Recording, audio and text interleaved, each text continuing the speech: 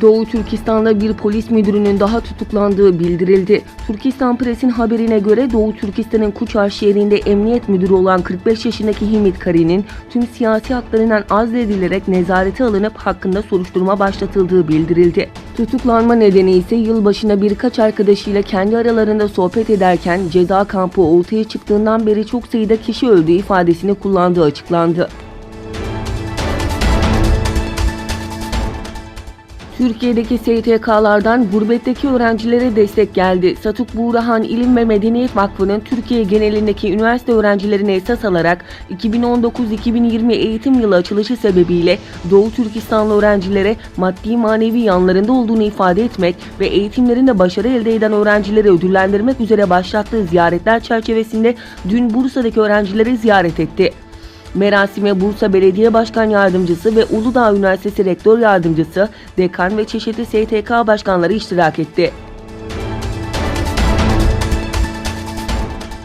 Fransa'nın başkenti Paris'te yeni soykırım uygulamaları konulu bir toplantı gerçekleştirildi.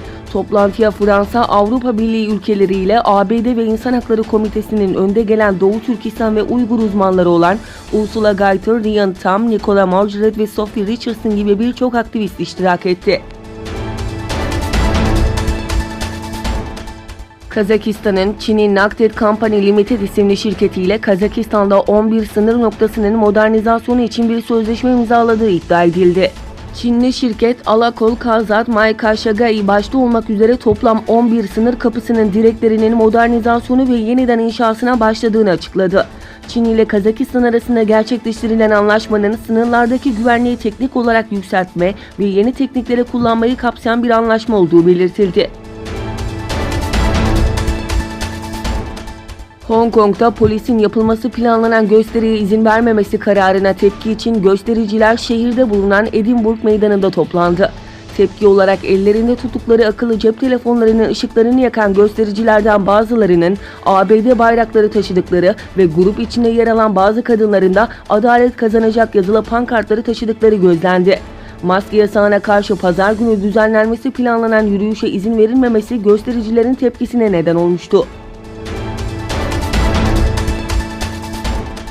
İngiliz parlamentosunun hükümetin Avrupa Birliği ile vardığı yeni Brexit anlaşmasını tartıştığı saatlerde başkent Londra'da yaklaşık 1 milyon kişi Brexit konusunda yeni referandum için parlamento önüne yürüdü. Başını Brexit konusunda yeni referanduma gidilmesini talep eden halkın oyu grubunun çektiği gösteride yaklaşık 1 milyon kişi İngiliz parlamentosu önüne yürüdü. Başbakan Boris Johnson'ın AB ile vardığı yeni Brexit anlaşmasına karşı slogan atan göstericiler, Johnson ve Brexit karşıtı döviz ve pankartlar taşıdı.